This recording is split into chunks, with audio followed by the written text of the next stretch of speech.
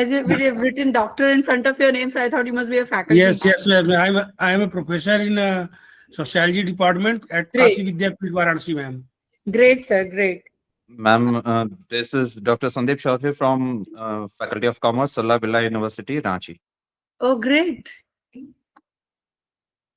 Thank you so much for joining. Yes, Sujata ma'am. Welcome. Yes, Diksha ma'am. Okay, so there are faculties and PhD scholars, so I can go ahead. I suppose now I have already had an introduction with the audience. So I suppose, should we start now? Everybody? Should we go ahead? Are you all ready? Okay, ma'am. Yeah. I'll need a lot of participation from audience because this is a area wherein it is very difficult to teach online, the scaling part, because it needs a lot of physical interaction with audience, a lot of examples to be discussed with the audience. So I suppose this is a difficult task for me to now today cover this scaling part, but nevertheless, I'll try to make it very interactive and easy for all of us to understand. So let me just allow me to share my screen. Entire screen, yeah, fine. Share.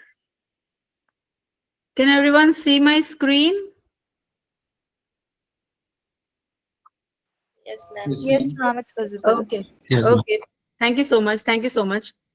So let us start our journey with scaling methods in research, designing a valid and reliable instruments. Now, first of all, what do we mean by measurement? Measurement means we assign numbers and symbols and characters to the objects. Why we are supposed to assign the numbers? Can anybody tell me? Can anybody tell me why we are supposed to assign numbers? For some identification or measurement purpose.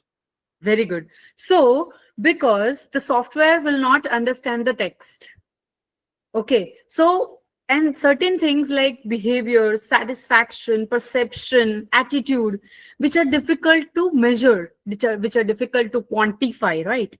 So with that purpose, to quantify that, we need to have some measurements, some numbers to be assigned. And the scaling is an extension of this measurement, wherein that involves creating a quantum on which we design the measurement.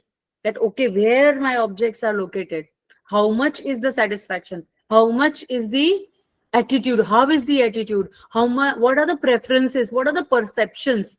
So all these things which are difficult to quantify them, we are using scales and measurements. I hope everyone is clear with this. Let's go further. Why it is important?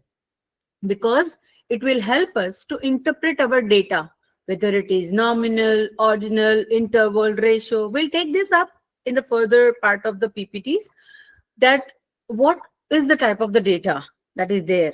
How we can interpret this data will be clear from the measurement itself. And that's why measurements are important. It helps you to decide the statistical analysis, which kind of an analysis to be done.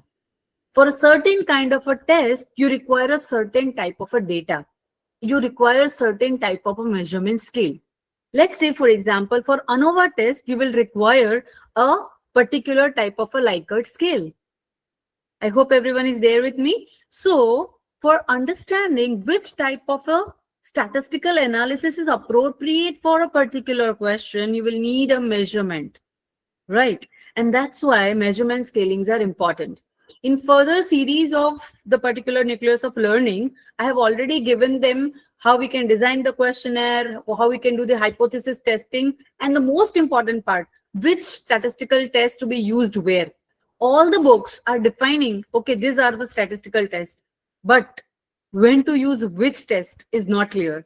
In upcoming sessions of online workshops, we are going to cover that as well. So just be with us.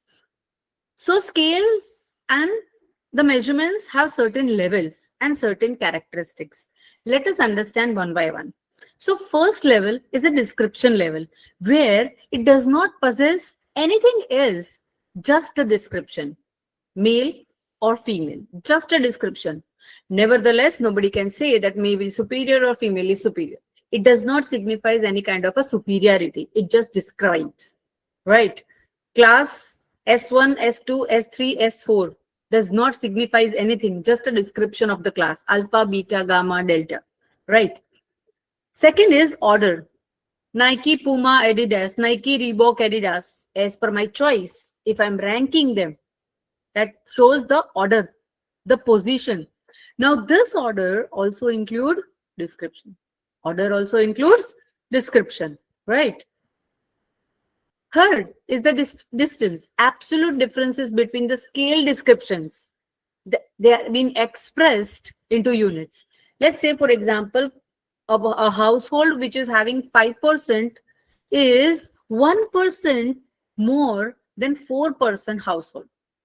And that 4% household have 1% more than the 3% household. Right? So it shows the distance between those scales. Now, this distance also have orders and also have descriptions. Right.